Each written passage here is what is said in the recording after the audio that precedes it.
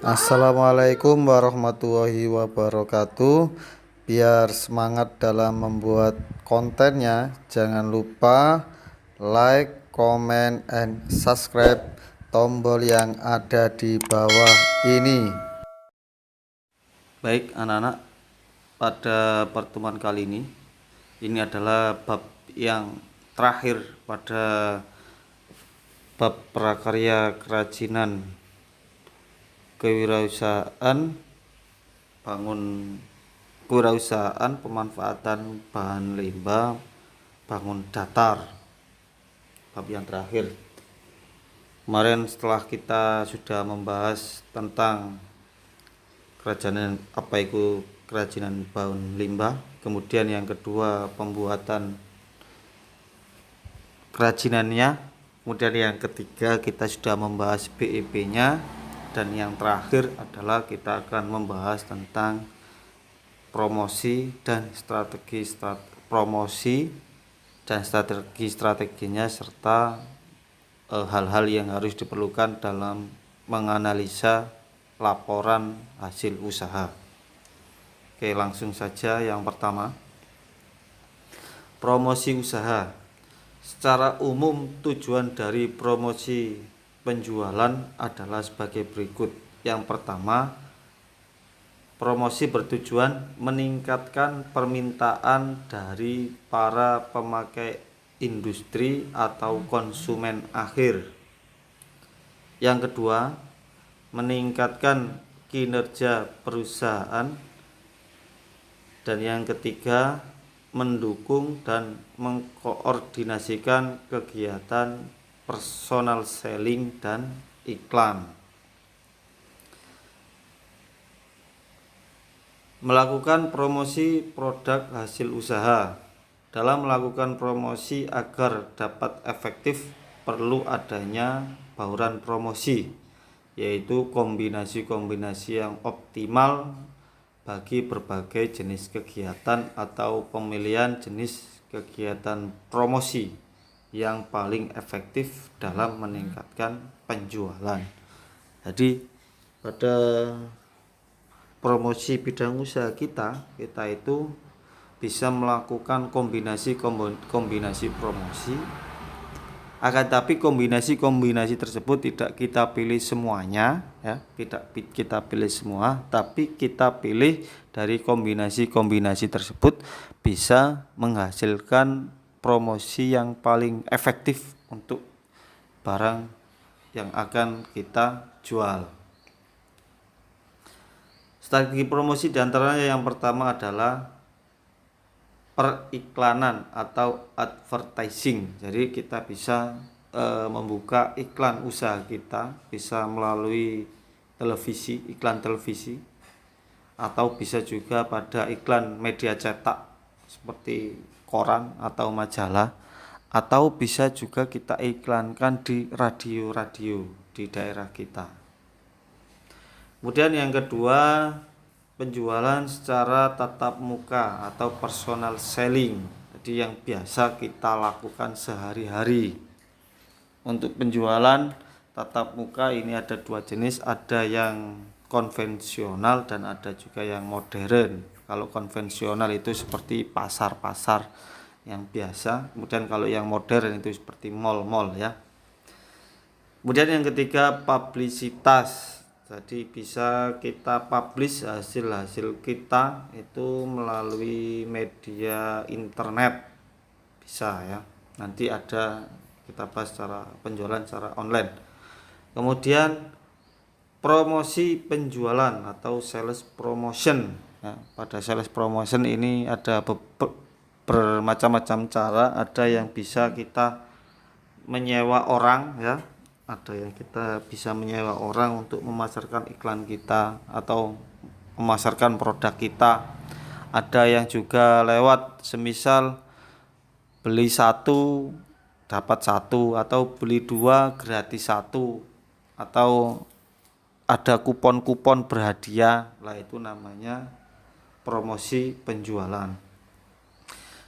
Kemudian yang terakhir yaitu pemasaran secara langsung, ya, Nah, ini pemasaran secara langsung ini berbeda dengan penjualan tatap muka. Kalau pemasaran secara langsung itu kita menawarkan barang kita itu one by one. Semisal bisa kita door to door, itu bisa kita langsung lewat orangnya, kita telepon atau kita hubungi juga bisa. Nah, itu adalah pemasaran secara langsung.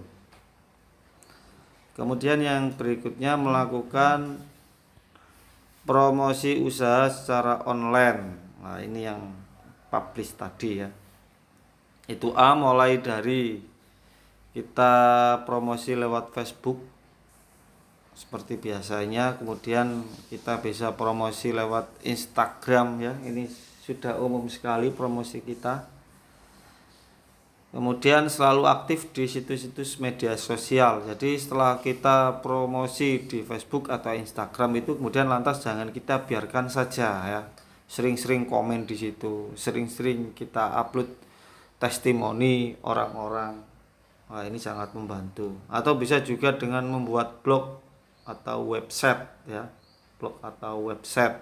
Cuman ini sekarang kelihatannya sudah jarang digunakan ya. Paling banyak menggunakan Facebook dan Instagram. Kemudian yang terakhir membuat jaringan sesama pebisnis. Jadi kita buat grup, bisa grup WhatsApp, bisa grup Instagram, bisa kita buat grup di Telegram ya. Ini kita buat sesama jaringan pebisnis.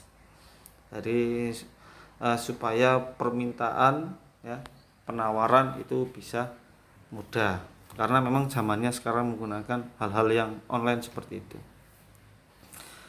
Kemudian yang terakhir yaitu laporan kegiatan usaha. Laporan kegiatan usaha merupakan kegiatan yang berhubungan dengan setiap kejadian, lancar atau tidak kegiatan usaha, apakah ada kemajuan dan kemunduran. Seorang pemimpin perusahaan akan mengetahui semua kegiatan dalam perusahaannya dan dapat mengendalikan jalannya perusahaan dengan melihat laporan kegiatan usaha. Jadi membuat laporan ini sangat penting sekali untuk melihat apakah usaha kita mengalami kemajuan atau kemunduran.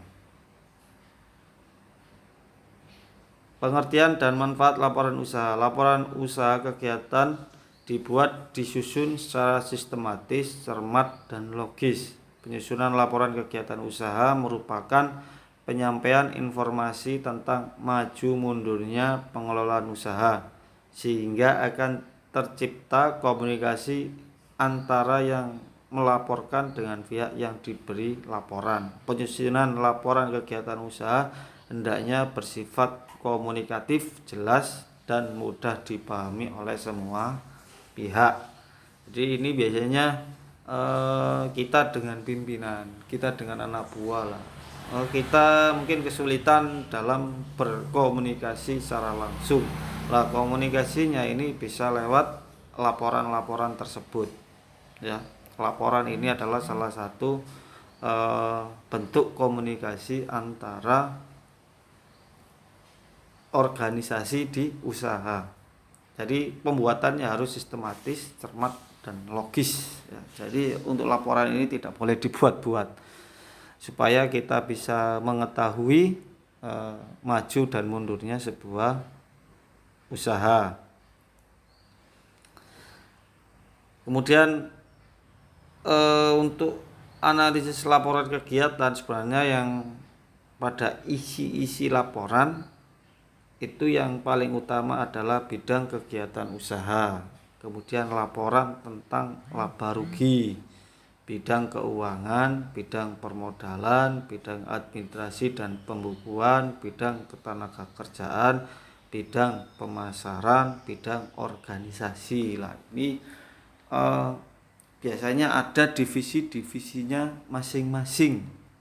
Nah, pada divisi-divisi tersebut ini nanti biasanya dalam setiap minggunya mungkin, atau bisa dalam setiap bulannya, atau dalam setiap tahunnya, ini membuat laporan-laporan yang seperti ini. Supaya apa?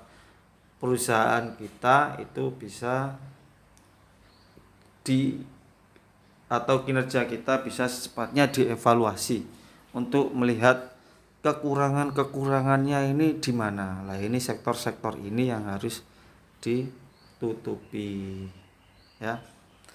Baik anak-anak, ya, itu tadi adalah materi yang terakhir. Untuk materi yang terakhir ini tidak ada tugas karena 3 bab sebelumnya itu kita sudah melakukan tugas semuanya. Jadi apabila nanti ada pertanyaan di materi kali ini bisa sampean tanyakan di grup ya. Saya akhiri sampai di sini. Assalamualaikum warahmatullahi